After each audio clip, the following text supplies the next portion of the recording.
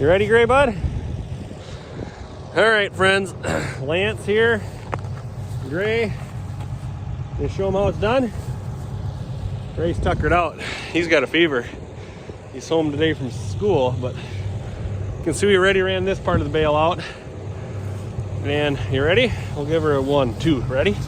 Ready? Push. Oh gosh, Gray, give it to her. Give it to him. There we go. Here's it going. Keep going, Gray. So what are we doing, friends? We're using topography. Think different. Keep going. Catch up to it. Catch up to it. Push, push, push. Push. Keep going. There it goes. It's gonna go. Gotta keep it going. Beautiful. Like a glove, right? So why do we do that? Well, high traffic area. These girls need to get fed.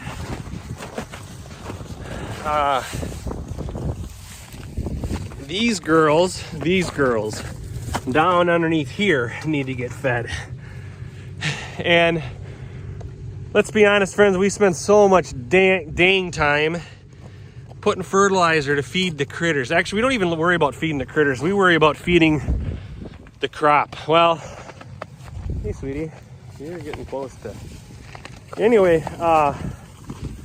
so I've got a lot of critters to feed out here. I got this one and the 5 kids, or his 4 siblings.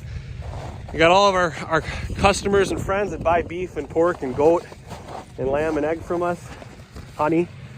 But I also got babies in this mama and all the other mamas out here. So I'm feeding her baby. But I've got millions of babies down here. All right, Stella, here's my favorite calf and cow pair, right? Oh, Stella and Carol, wherever she's at. But what I point out though, friends, is we're in a high traffic area, right? Here's my line fence, or 5-tencel fence that comes up with water line, tape gate, another tape gate. So we're bringing cattle in and out. I temporary graze this. This is our pollinator strip with sunflowers and everything you can imagine, 25-way mix for photography and agritourism and bumblebees and honeybees and pollinator galore. Here's Carol. Oh yeah. What'd you say? Don't forget sweet peas. Oh. Gray says don't forget sweet peas. He's right. So anyway, high traffic area, really high traffic. When we get a 1/2-inch rain, it gets just slimy, hard to get through here with a wheeler. And so what are we doing? When we don't have a lot of deep snow, but we got frost, we can roll out bales. So we ran the first bale this way, or the first half of the bale this way, brought it back up here on the top of the knob. Same thing here, right?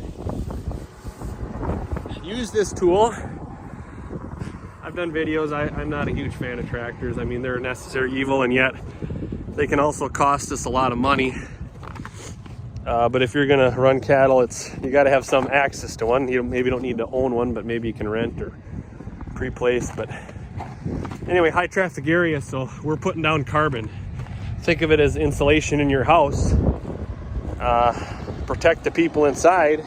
I'm learning to protect the people, the critters that I depend on a livelihood. Here's another reason it's high traffic, right? Water line, quick coupler here, high traffic with tanks, watering. So actually, I just placed a bale here about 3 weeks ago, so they cleaned up about 7/8 of it. For surely is not waste. This is food for the biology. This is actually alfalfa bale. That's what it's all about, cycling nutrients. But again, if I don't have armor on the ground, the soil, more than half my rain on average will just run away because we have hard rains. We're getting harder rains. So I've got to do my best to think before the raindrop falls. How do I manage the cows? Where do I put the nutrients and the litter, the residue, the manure? It's complicated. Farming is hard. It's hard, it's fun, and it's all the above. So again, my encouragement is to think outside the box, because 9 people out of 10 would tell me to bring in 4 loads of rock. One there, one there, one there, one there, class 5. And they'd spread it for me. And it'd be 250 bucks a load of rock. And short-term solution, short-sightedness, I don't want that. And my job is to get moisture in the ground, protect the soil. I mean, look at all that bare soil. Kind of embarrassed to show it to you if I'm honest. Right, Gray? Is bare soil good? No. Gray's got a fever today. That's why he's home doing chores with me. And we've got, I think, just shy of 1,000 chickens coming today too yet. Hens. If we need some hens, we got your connection. We are your connection. So let's see with that. We are going to sign off and get the barn ready for those hens. But again, I want to encourage you to think outside the box. Don Campbell has a really good quote. I try to think about it often. Now I'm losing it. Basically, it's change the way you see things. Don't just change the way you do things, but change the way you see things. Because you see, I would have saw this as waste. Oh my gosh. Look at right here. Look at this. This is a perfect. This cow just crapped on this. They ain't going to eat around this, and they're not going to eat this mold. That's okay. I just bought in about 20 more ton of hay. Yes, 25 ton of hay yesterday. I don't need the hay. I'm long on hay. The price is right. I'm going to roll a few more bales before we get this 8 to 10 inches of snow they're calling for. Probably one yet this morning. And I'm hoping they eat half of it and the rest they can crap on. And again, it's about nutrient cycling because I cannot afford to put fertilizer out here. I don't even want to try to put frost seed red clover or run through it with a no-till drill. But again, I'm choosing to think differently, right? Because that's what it's about here. Whether it's marketing, whether it's management, that's why we have a farm coach. If you don't have a farm coach, think about it. How many of your business professionals that you know have a financial coach, a financial advisor? 2 of my best friends are financial advisors. I would not have this farm without them on my team.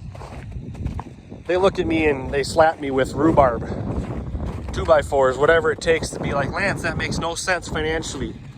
If you can't justify it somewhat financially and then have some sort of return, what the heck are you doing?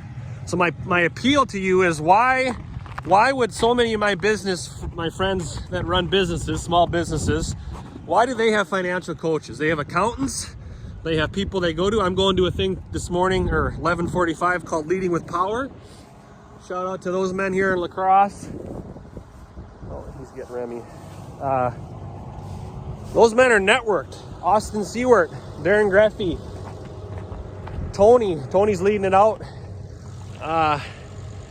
They all hire men and women to be their coaches. We have a coach. I hired her. I think she was $1,200 for a year. Charlotte Smith. Good friend Jordan and Rochelle Meyer went through her program a year before us. I was in a terrible headspace, but we started applying some things. Started looking at things so differently.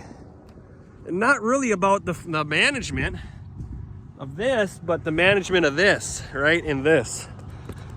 Because, man, I needed help. We all need help, right? Let's be just frank. So, why wouldn't you? I'm going to spin the question. Dave Ramsey does this. Others do this. Why wouldn't you have a farm coach?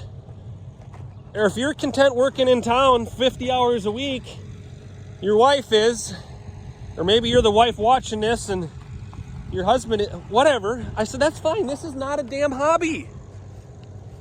By God's grace, I'm here to encourage us to think outside the box. We're all a work in progress. Gray, we got to get going. Appreciate you guys. Thanks for watching the channel. Give us a thumb if you want. Subscribe. What do you say, Gray? Say, choose to make it a great day. All right, from our farm to yours. Have a great spring. All right, let's go.